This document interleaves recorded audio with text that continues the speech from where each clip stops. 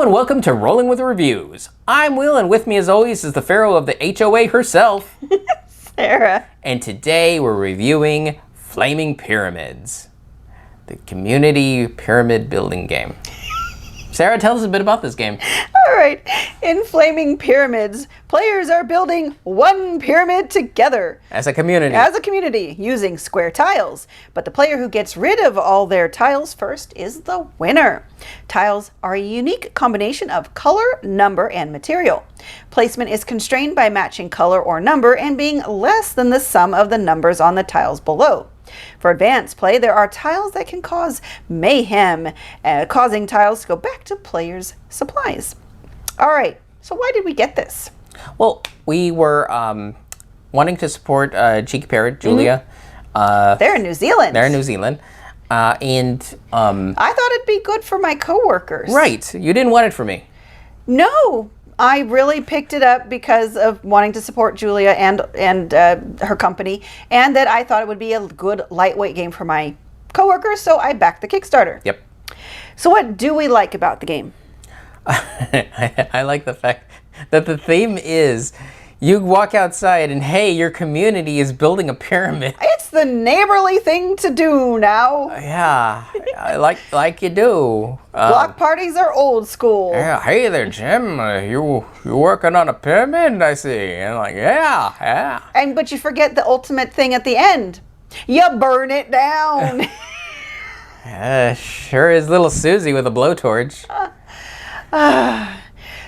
Theme aside, yes. It does have some challenging decisions for such a lightweight game because you want to try to trip up other players, but you don't want to get caught in your own trap. Right. So you've got to be careful when you're like, oh, I'm going to put a very low number here because they're not going to be able to place anything. And then they place something and it comes back and now you're like, crud, I can't place anything. The numbers are too small and I don't have the right color. Yeah.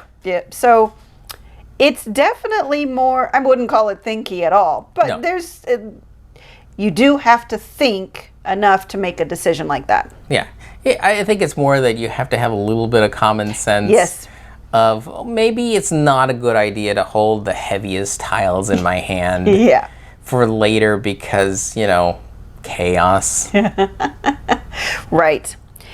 So unfortunately, though, that's about all that we liked about the game because what we did not like, it is not at all compatible with Will's vision disabilities. Yeah, I have a little too much trouble trying to decipher the icons. It just doesn't have enough contrast for me. So we had to play it open-handed for me, which is another element that shouldn't be a thing. You kind of need the hidden information. Right. To keep that tension between players. The fact that I knew what was in his hand, Didn't help you. It didn't help me. I will say that. I still lost. But it did affect my decisions, knowing what was in his hand. Yes. It also overstayed its welcome. Yeah. One of the mechanisms behind the game is when stuff does collapse and break on you, the person who broke it takes those tiles, sticks it under their stack, and the game timer is whoever can finish going through all their tiles.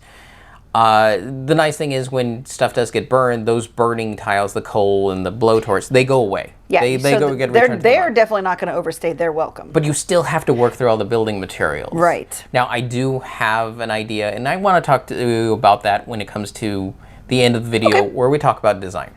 All right. And I think then the only other thing we don't like is those advanced tiles just make the game confusing. And the confusing part is the rules don't give examples of complicated situations. I recommend you watch our Rolling with 2 video and look at the accessibility section of the video to find out more about what we're talking about. But they only had very simple explanations on how things get resolved, and we came across a situation that just was more complex than that, and we didn't know how it worked. Right. So hopefully, we'll... Oh, and so one of the things is I just haven't had a chance to post my question to Board Game Geek. I'm going to try to do that before we post this video. So either in the description of this video or probably the description in the Rolling with 2 video, I'll post a link to that discussion so people can see hopefully we'll get a response about it. Yes.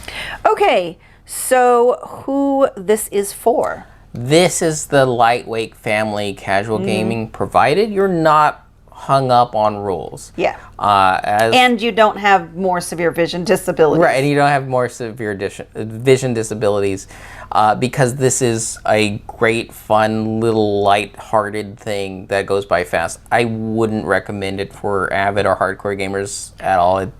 I think They would get hung up. they're going to be so hung up on the rules that they just cannot play the game. Yeah. So this is the lightweight, family-friendly game. Agreed. Ratings. So for our ratings, we each have Windy 6 worth of ratings to give. 1 is low, 6 is high. We give a number, a reason why, add them together, and see what it rolled for us. Sarah, what did Flaming Pyramids roll for you? So it rolled a 3. So here's the downside. I never got a chance to play it with my coworkers. I did have it for about a year before the pandemic hit, where I had opportunities. The problem was, most of the time when I take a game when I used to take a game to my coworkers, I would play it with Will to get a handle on it so I felt confident in teaching it.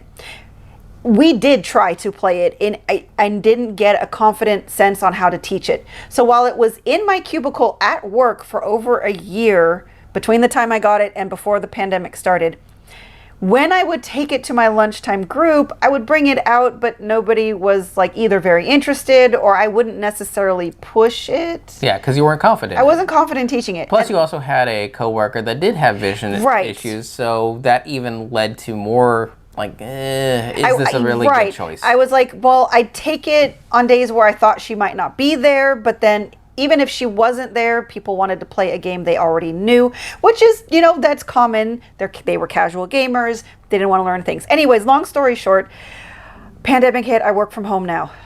So I don't have coworkers to play it with who I think they would like it. So I haven't had a good experience with the game, because with Will's vision, it's just terrible for us. We're not going to keep it. I mean, I hope at some point, I don't know. I honestly at this point don't know if I'll ever get a chance to play it with the right audience to be able to fully enjoy it. Yeah. Yes. For me, it also rated a 3. It's not a game for me. Yeah. That's not a problem so much as it cuts out a whole chunk of what we would normally play. This is the light family weight friends, and Sarah definitely had her gaming group that was going to be for this, and that's why it was in our collection in the first place. Yeah. I definitely see where the fun is in the game. I just know it's inaccessible for me. Yeah. So that's why it hits a 3, where I can't ding it for, just because I can't play it. Since They tried. Unlike other games that just rely on color, they at least attempted to make it colorblind friendly, and they do succeed, just not for more severe vision issues. Right. And I think it's just a tad long too. Yes, and those advanced tiles just aren't clarified. So Enough. there's small little bits where if it just needs maybe a little bit more development, which we'll talk about in a moment, just a little more clarity in the rules, and a little maybe graphic design tweaks. And I think it would be higher rated for us, considering the game is not for us. Yeah. So 6 out of 12. Yeah. For a game that's not made for us and we're not the right audience, I think it's a good game. And I think a lot of casual family gamers will really enjoy this. Yes. So there you go. All right. Now let's get into the design. All right. Now, my biggest issue was the length of the game. Yes. And it's because materials go back into your stock, which just keep prolonging the game. Here's my thought as to how to fix that to keep this a lightweight game that shorter. plays fast. Okay. So, you play the game as normal. Anytime that any tiles would get destroyed, you take them, you keep them face up in a pile next to you as destroyed material. So it's completely separate from your stack that you pull from. Yes. So it's going to be essentially like waste. You still go until somebody runs out of tiles and ends the game. Maybe you make sure that everybody has an even number of turns because you have an even number of tiles. Right. From there, if there's any tiles still in your hand, well, Which there shouldn't There be. shouldn't be. Because if you do equal number of turns, everybody should get all their tiles out. Right.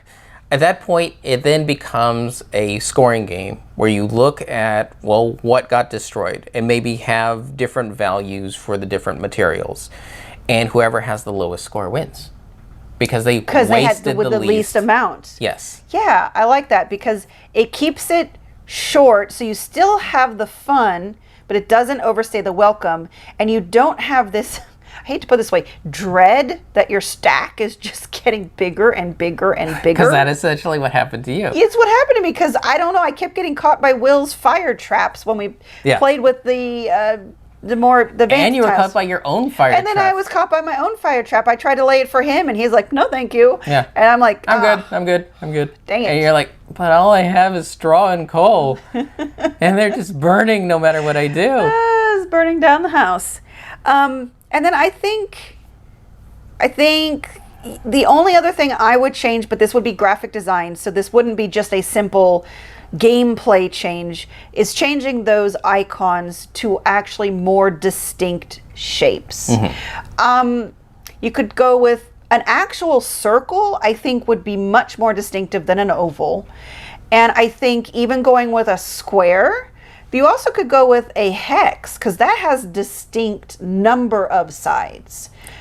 I think in all those cases, it would need a thick stroke line. True, because that was the other problem for you was contrast. Yes. Because it was a white shape on a light colored background, except I think the blue was a bit better. Some of the greens, I think the green tiles were okay. Yeah, it's still kind of... to All me. right. But definitely having a stroke line to make it much more distinct than the background, but making those shapes much more unique from each other, and that would assist with vision disability. Although for you, you'd still have problems with the picture in the middle because you would not be able to parse what they Right. were. Maybe put some words. Yeah, so for that, if you put a word at the bottom, rock. Maybe that will finally get Sarah to say, oh, that's straw. Because it says straw. True, It's I not kept wheat. calling it wheat. So those are some minor tweaks graphic design wise that I would do to make it more, I'm talking about even more vision friendly Yeah. than what it already is. Yeah.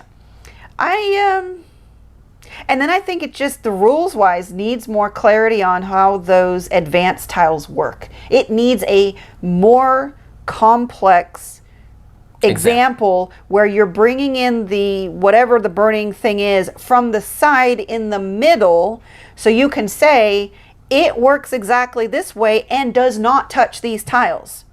You know what I'm saying? Because they tried to do an all-encompassing example in the middle of their rules, but I think they tried to tackle too many different situations with that one example, so it's still only lightly touched on any one thing. Yeah, especially since they were just adding it to the top. Again. And going top bottom rather than side explosions or whatever. Because when you build your pyramid, you have to go here, and then you have to go to the side, and then you have to go up. Okay, well now you have a pyramid shape, so you have to go to the bottom to one of the sides, and then you have to go up. You cannot build to the side at the bottom unless there is no valid space going up. Yeah. And that's, again, how you can get a new side being built up the side of a pyramid. Yeah. All right.